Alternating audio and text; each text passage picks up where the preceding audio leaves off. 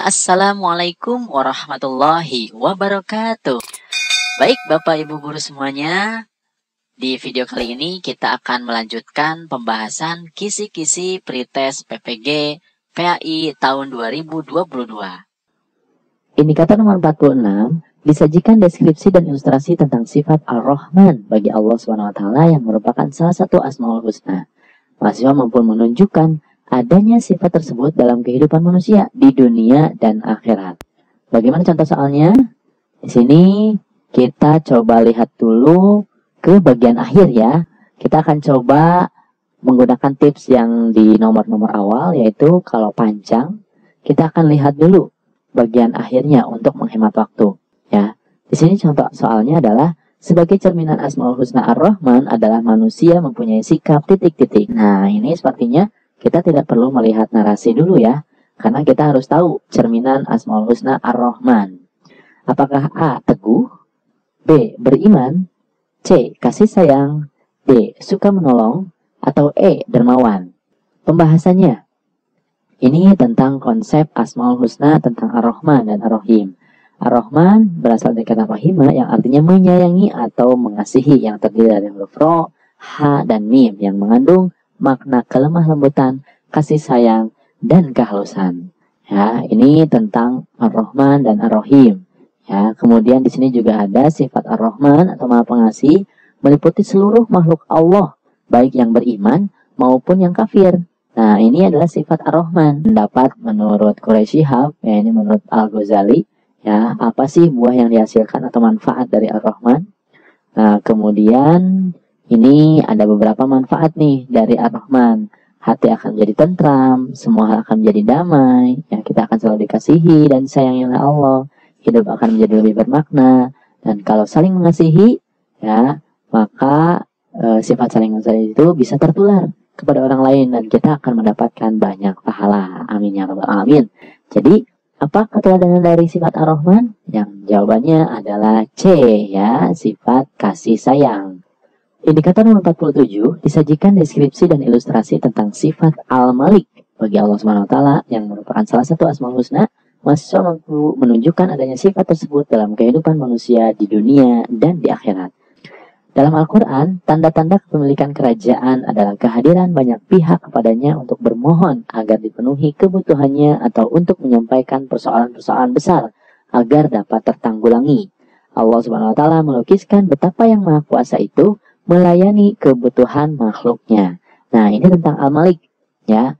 Al-Malik itu adalah Maharaja atau Maha Penguasa.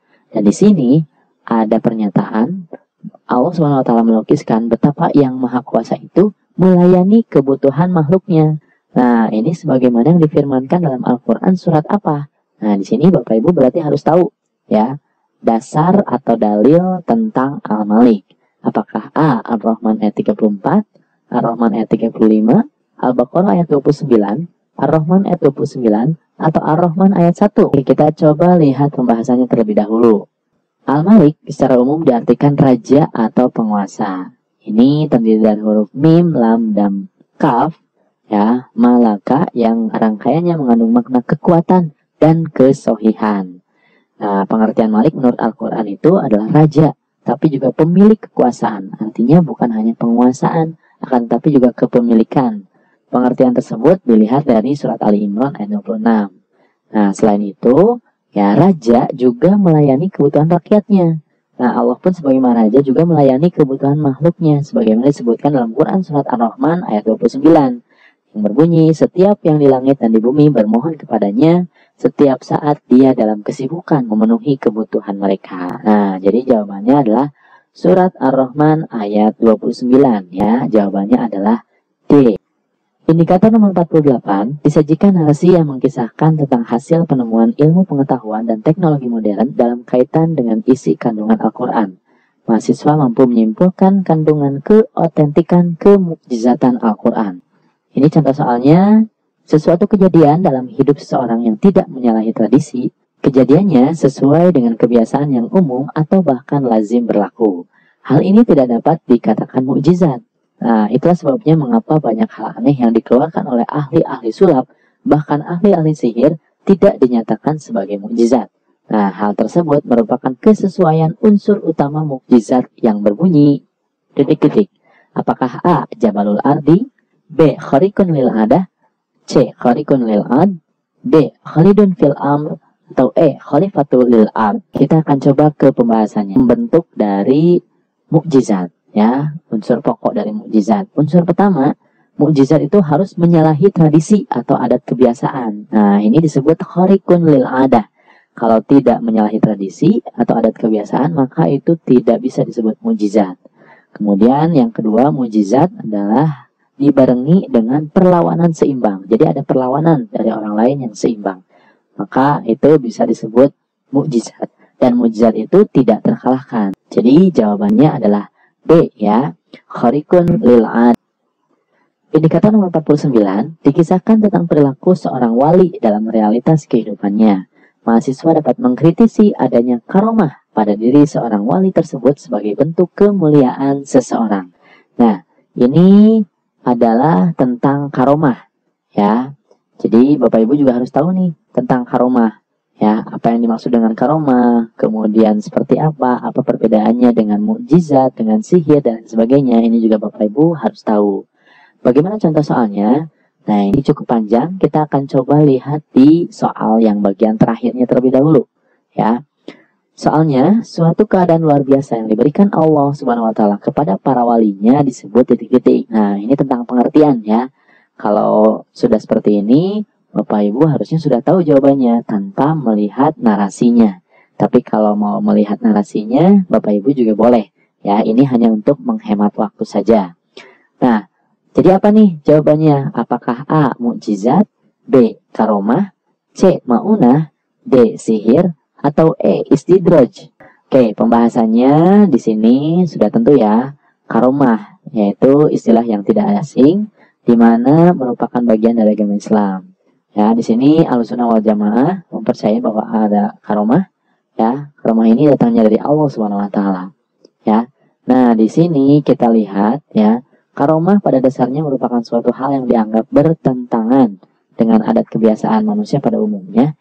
Dan karomah ini hanya diberikan kepada hamba-hamba Allah yang soleh. Salah satunya adalah wali-wali Allah Subhanahu wa Ta'ala. Ini juga pengertian dari Syekh Akbar Muhammad Fatur Rahman. Karomah adalah pemberian dari Allah Subhanahu wa Ta'ala dalam bentuk pertolongannya yang diberikan kepada seseorang yang membela agama Allah. Jadi ini bukan kepada Nabi, ya. Bukan kepada Nabi, bukan kepada Rasul, tapi ini kepada hamba-hamba yang soleh. Nah, ini disebut dengan karomah, ya. Nah, ini ada juga contoh-contohnya. Kemudian ini ada ciri-ciri seorang yang hamba yang memiliki karomah, ya. Apa ciri-cirinya? Kemudian maksud dan tujuan dari pemberian karomah kepada wali Allah apa? Nah, ini ya maksud dan tujuannya. Jadi jawabannya tentu saja adalah B, ya. Karomah. Indikator nomor 50 disajikan kisah tentang satu peristiwa yang terjadi dalam kehidupan manusia yang begitu fenomenal sehingga membuat manusia terkaget-kaget. Mahasiswa dapat menyimpulkan bahaya sihir bagi manusia bila mempercayainya. Bagaimana contoh soalnya? Kita lihat contoh soalnya. Di sini secara terminologis, jadi ini tentang pengertian ya. Nah, suatu perbuatan orang tertentu dengan cara-cara tertentu mempergunakan peralatan yang tidak lazim untuk dipakai, serta dengan cara yang sangat rahasia untuk menimbulkan efek jahat dalam diri orang lain yang menjadi korbannya, seperti santet, teluh, magic, voodoo, dan lain-lain disebut titik-titik. Jadi ini tentang pengertian, ya. Nah, kalau Bapak Ibu sudah tahu kisi-kisinya, berarti harusnya sudah tahu nih jawabannya. Apakah A. Karomah, B. Mujizat, C. Sihir, D. Maunah, E. Istidraj. Sihir ya dalam bahasa Arab tersusun dari huruf sin, ha, dan ro, ya, yang secara bahasa bermakna segala sesuatu yang sebabnya nampak samar. Oleh karenanya kita mengenal istilah waktu sahur yang memiliki akar kata yang sama, yaitu sin, ha, dan ro, yang artinya waktu ketika segala sesuatu nampak samar dan remang-remang. Nah, di sini ada juga pengertian ya tentang sihir. Nah, kemudian ini para ulama juga berbeda pendapat ya tentang sihir ini. Kemudian ini ada perbedaan mendasar antara sihir, mukjizat, dan karomah. Nah, pertama, sihir ini bersumber dari orang yang fasik dan kafir. Ya, sedangkan mukjizat bersumber dari nabi dan rasul. Nah, karomah bersumber dari waliullah yang taat kepada Allah Subhanahu wa taala. Jadi itu perbedaannya ya antara sihir, mukjizat dan juga karomah. Nah, kemudian yang kedua, sihir muncul dengan adanya usaha yang memang diusahakan. Ya, sedangkan mukjizat itu dari kudrat iradahnya Allah, sedangkan karomah muncul tanpa sebab yang tidak diketahui. Jadi kalau sihir ini diusahakan, ya, beda dengan mukjizat dan juga karomah. Kemudian sihir diwujudkan untuk menghancurkan orang lain, sedangkan mukjizat diwujudkan untuk menaklukkan tantangan risalah, ya. Sedangkan karomah terwujud dari bukti kemuliaan yang diberikan Allah kepada orang yang bertakwa kepadanya. Jadi tentu saja jawabannya adalah C, ya, sihir. Baik Bapak Ibu guru PAI semuanya, untuk video kali ini dicukupkan dulu sampai di sini. Jadi jangan lupa untuk like dan subscribe video ini supaya Bapak Ibu bisa mendapatkan update video yang terbaru.